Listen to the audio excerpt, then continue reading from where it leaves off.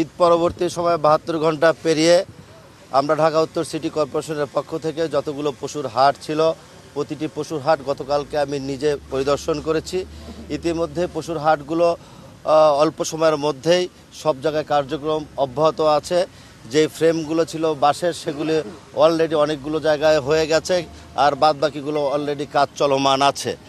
আমরা আজকে পলিটেকনিক যেই মাঠে আমরা গরু পশুর হাটের জন্য ইজারা দিয়েছিলাম, ইজারাদার আমার পাশে আছে।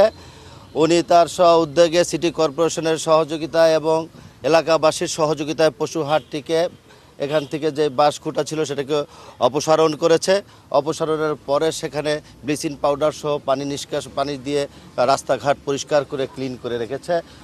এবং ঢাকা উত্তর সিটি কর্পোরেশনের অঙ্গীকার ক্লিন এবং গ্রিন রাখা, সেই কারণে এই উদ্যোগ গ্রহণ করেছেন ইজারাদার সহ এলাকাবাসী এবং সিটি কর্পোরেশনের সহযোগিতায়।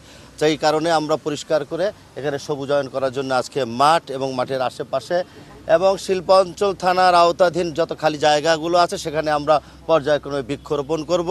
সেই বৃক্ষরোপণটি মাননীয় প্রধানমন্ত্রীর ঘোষণা অনুযায়ী ঢাকা উত্তর সিটি কর্পোরেশনে 5 বছরে 5 লক্ষ বৃক্ষরোপণ করব, সেটারও একটা অংশ।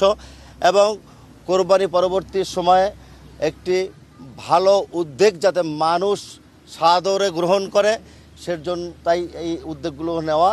এবং আপনারা ইতিমধ্যে দেখেছেন ঢাকা উত্তর সিটি কর্পোরেশনের প্রতিটি জায়গায় অলিতে গলিতে আপনাদের সহযোগিতায়, নগরবাসীর সহযোগিতা আমরা ইতিমধ্যে কিন্তু পরিষ্কার পরিচ্ছন্ন করে ফেলেছি ইনশাআল্লাহ।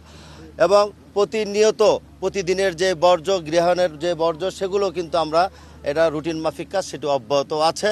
আমরা প্রতিদিন মনিটরিং করছি। এমনিভাবে এই পশুর হাটের মতো অন্য জায়গায়ও মেট্রো রেলের বিষয় নিয়ে অনেক ধরনের কথাবার্তা চলছে।